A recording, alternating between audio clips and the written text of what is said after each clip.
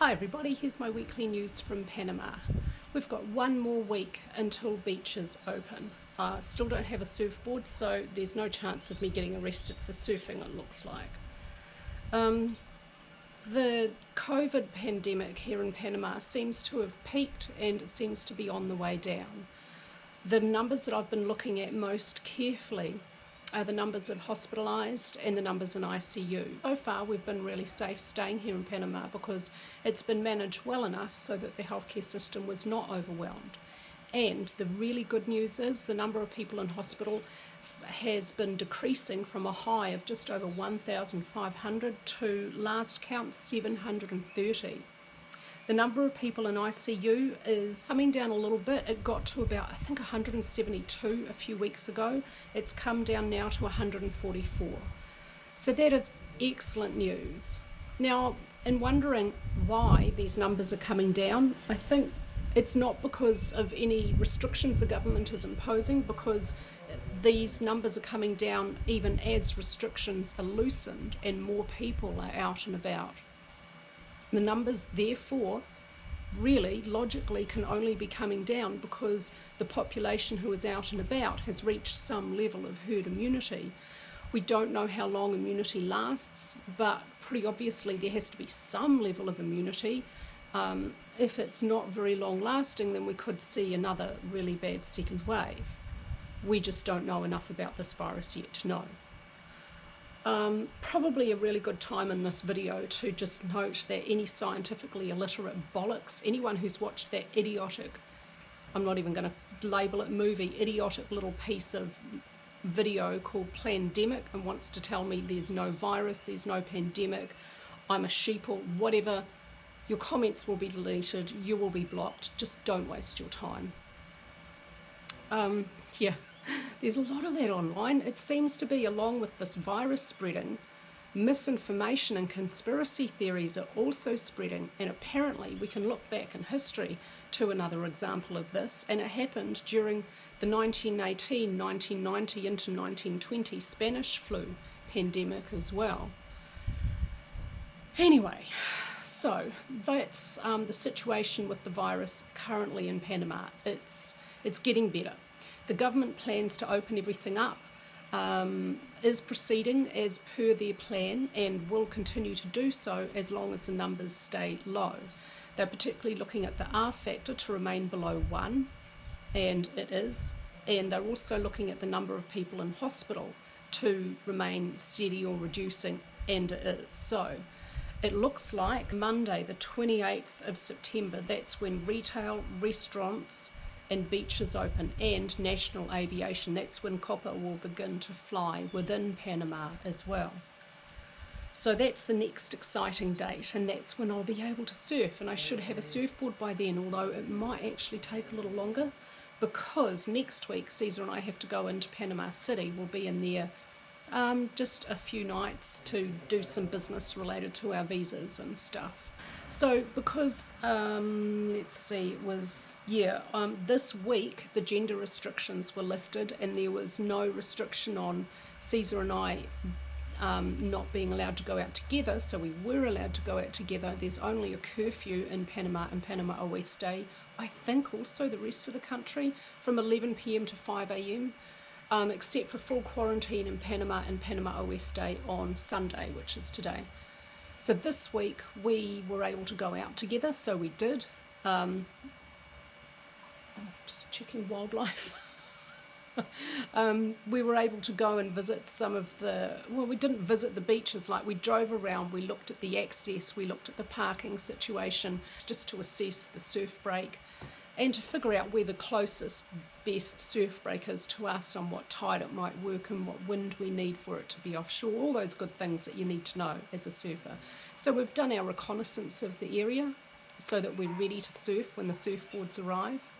So I'm going to show you some footage of our little reconnaissance tours around the general Coronado area and just give you a general idea of what this area looks like if you're interested in Panama, what it looks like.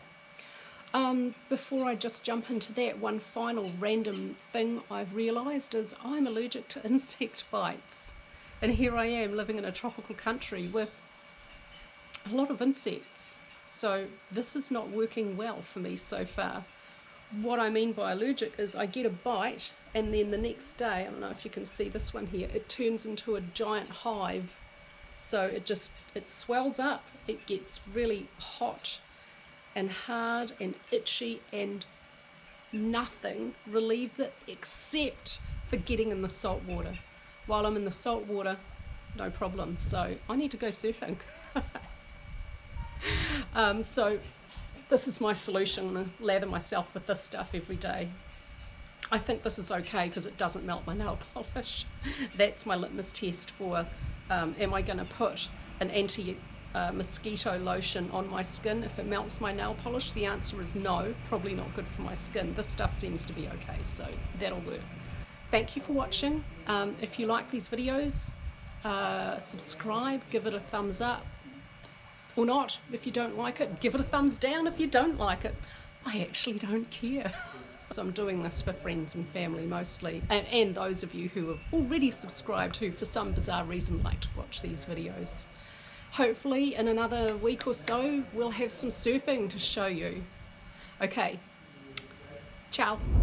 So here we are, going up the road, do this a couple of times a week, up to the shops in Coronado to go to the supermarket and stuff. Typical day here in Panama. It's Monday, about 11:30 in the morning, on the Pan American Highway. It's pretty warm, but it's not too hot, and it's the rainy season, so everything's green and lush and beautiful. Mountains in the background, big trees everywhere. It's so lovely. This is Panama, and this is Coronado.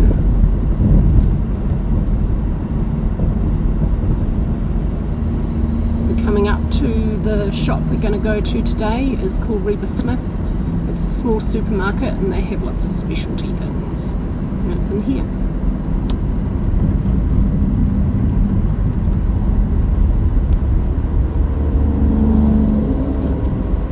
And also Felipe Mota for all your alcohol needs.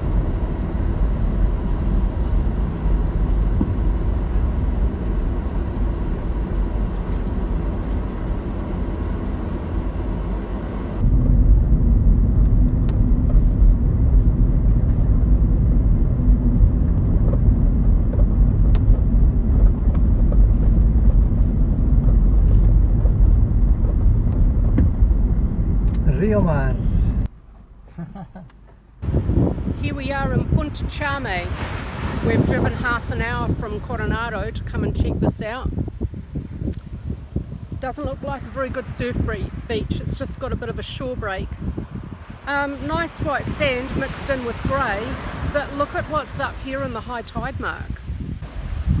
Here's the high tide mark, and it's just chocker full of plastic rubbish, mostly single-use plastic bottles for drinks, for oils for engine, cans, glass bottles, biscuit tins. That's so depressing, man. Rain's on its way. Little shelters built here on the beach periodically. No high-rises here. Quite a pretty area, but also the water's quite brown. It's not very clean. No surf here. This is not a surf beach. But oh well, you know, had to check it out. Look what we found, guys. This is a really pretty beach. This is called Playa Malibu. There's only a little bit of rubbish washed up at the high tide line. There's brown pelicans flying around the place. Everything's green and lush because rainy season. I'll flip you around. Isn't it pretty? I don't know about the surf options though. I can see a possible break further down, but I don't know how to get there. The water's kind of brown though. And down that way, we've just come from there, that's Playa Gorgona. We're having an adventure today. We're going to a place called Punta Barco. It's quite close to where we live, and hopefully it's possibly a surfing destination. Yeah. That's a land.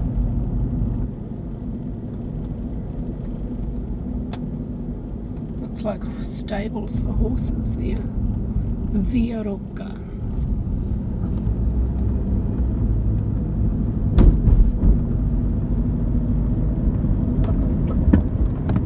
And that's the end of the road. Well, the good road. Bienvenidos a Playa Teta. Which way? To the right for the beach. Quite the adventure, but we're used to roads like this from some of our surfing trips in New Zealand. This is pretty bad though, and if it was raining we shouldn't be going down here because we don't have a four-wheel drive. So bad. Oh.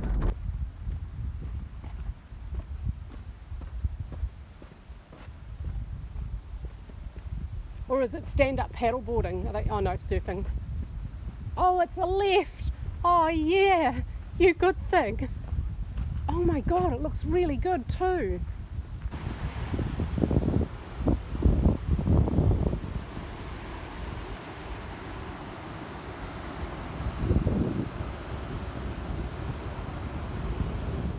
This week's cocktail is a Blackberry Branble. It's not following the proper recipe for a Blackberry Branble because it's using the ingredients that I can find here in Panama, not necessarily the proper ingredients.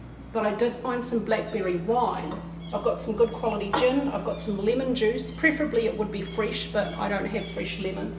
And I've got some organic blue agave sweetener rather than sugar syrup because this is low glycemic. So I'm trying to be healthy. Also, I've got some frozen blackberries. I can't get fresh, but I've got frozen, so that's what I'm going to use. So I'm going to start off by putting just a few, about 4 or 5 blackberries in a glass. I'm going to give it a little bit of a squirt of agave, not too much. Half an ounce of lemon juice, and I'm going to muddle that together. I'm going to muddle it pretty well because I don't want the blackberries to be, I don't want them to be too whole because these are providing the flavour, not the garnish. They're actually making it the blackberry flavour. I'm going to fill this with ice, preferably crushed ice, but I don't have an ice crusher, so I'm just getting the bits from the bottom. I'm going to give it 1.5 ounces of gin and 1 ounce of blackberry wine. If you have liqueur, actually I'm going to leave that till the end. The next thing I'm going to do is charge it with some soda. Leave a little bit of room at the top. Before I put the blackberry wine, I'm just going to stir up this mush from the bottom, and then I'm just going to drizzle the wine in the top. And that's my version of a Blackberry Branble, and it is delicious.